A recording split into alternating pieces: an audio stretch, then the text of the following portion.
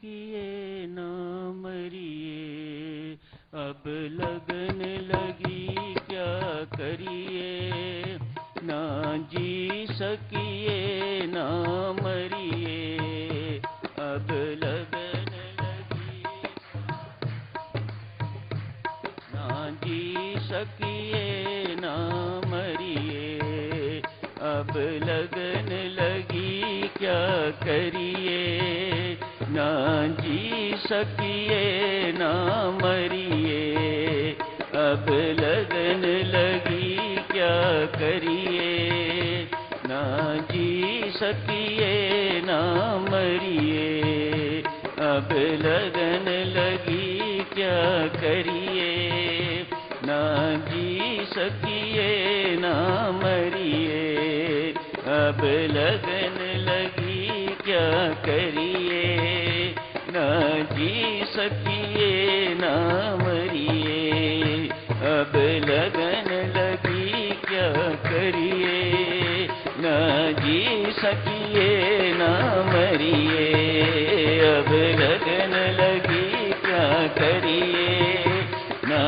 जी सकिए ना मरिए, अब लगन लगी क्या करिए, ना जी सकिए ना मरिए, अब लगन लगी क्या करिए, ना जी सकिए ना मरिए, अब लगन लगी क्या करिए, ना जी सकिए ना मरिए, अब लगन लगी क्या करिए, ना जी सकिए ना मरिए, अब लगन लगी क्या करिए, ना जी सकिए ना मरिए। ऐसी है लगन मेरी माता, सचनो ना जी सकिए ना मरिए। परम सौभाग्य की बात है लगन का लग जाना। संत महात्मा फरमाते हैं, हृदय रूपी भूमि में भक्ति के बीज डालो, लगन से सींचो,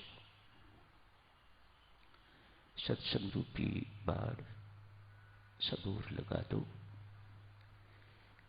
ताकि दुर्गुण दोष पाप रूपी पशु बीच में प्रवेश न कर सके। तो साधक को परमानंद की, परम शांति की भरपूर फसल मिलेगी। पुनः सुनो, हृदय रूपी क्षेत्र भूमि, अंतःकरण रूपी भूमि में भक्ति के बीज डालो, लगन से सींचो, सत्संग रूपी बाढ़ से जो कुछ उपज हो उसे बचाने के लिए सत्संग रूपी बाढ़ लगाओ, ताकि दुर्गुण दोष रूपी पशु बीच में न घुसे, तो साधक को कालांतर में परम शांति की फसल, परमानंद की भरपूर फसल मिलेगी।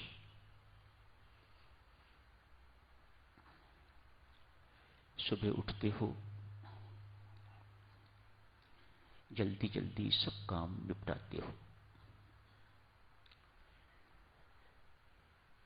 पति के लिए चाय जल्दी तैयार करके देते हो, बच्चों के लिए नाश्ता इत्यादि जल्दी जल्दी, किस लिए? श्री राम शरणम समय पर पहुंचना है, ये लगन है। आप नहीं चाहते जिस वक्त श्री राम शरणम जाने का समय है कोई अतिथि आ जाए, या कोई मिलने वाला आ जाए, या कोई टेलीफोन आ जाए उस वक्त, कि हमें श्री राम शरणम पहुंचने में देरी हो जाए, ऐसी चाह लगन है। साधारण शब्दों में लगन उसे ही कहा जाता है जहां आदमी हर प्रकार के प्रलोभन से बचे और लक्ष्य तक पहुंचने के लिए तत्पर रहे। हर पल 24 घंटों लक्ष्य याद रहे। फिर पति का प्यार बाधा बने, परिवार पुत्रों पुत्रियों का प्यार बाधा बने, आदमी फंसे ना। ये प्रलोभन है। पांव में बेड़ियां डालने वाले और हाथों में हथकड़ियां डालने वाले, इन प्रलोभनों से जो बचाए उसे लगन कहा जाता है। बच्चों का प्यार कहने को देवियों सज्जनों प्यार है, पर है तो ये मोह। बहुत बड़ी बेड़ी है, बहुत बड़ी बेड़ी। एक पग आगे बढ़ता है साधक तो अनेक पग ये बेड़ी पीछे खींच देती है। लगन रक्षक है। लगन रक्षा न करे तो लक्ष्य तक कभी नहीं पहुंच पाओगे। कितनी महत्वपूर्ण है ये लगन एक साधक के जीवन में। कितना मन में चाव होता है सुबह गुरु महाराज के दर्शन करने हैं। ये चाव लगन है। उसी ढंग से अलार्म लगाते हो, कहीं सोए न रह जाएं, नींद समय से खुले, समय से पहुंचे। आज इतने दिनों के बाद, इतनी देर के बाद गुरु महाराज के दर्शन करने हैं, सत्संग में जाना है। ये भाव चाव लगना है।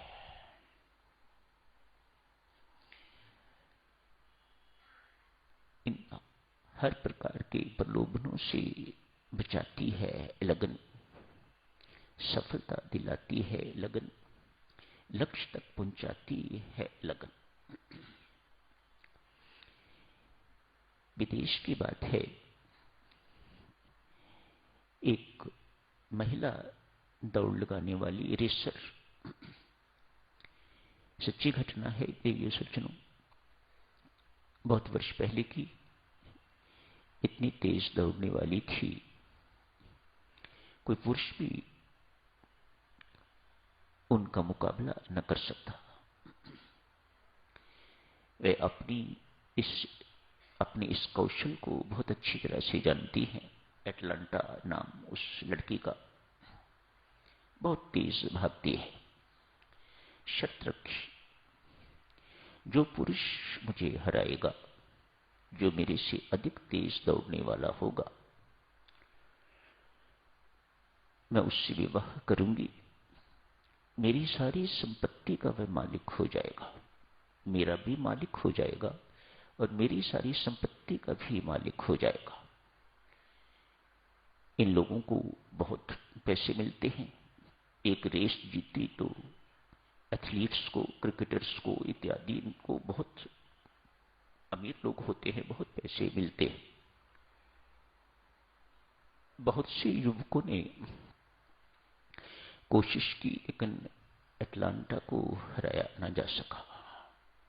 कहीं आगे निकल जाती वो, युवक पीछे ही रह जाते, ये बहुत आगे निकल जाती। वेरी फास्ट रेसर, बहुत तेज दौड़ने वाली महिला। किसी ने एक युक्ति सोची और अपने आप को ऑफर किया कि मैं रेस लगाऊंगा। रेस शुरू हुई, ये बहुत आगे निकल गई, युवक बेचारा पीछे है। इसने क्या किया हुआ था, कोई 50 मीटर चल के तो आगे कुछ स्वर्ण की मुद्राएं रखी हुई थी।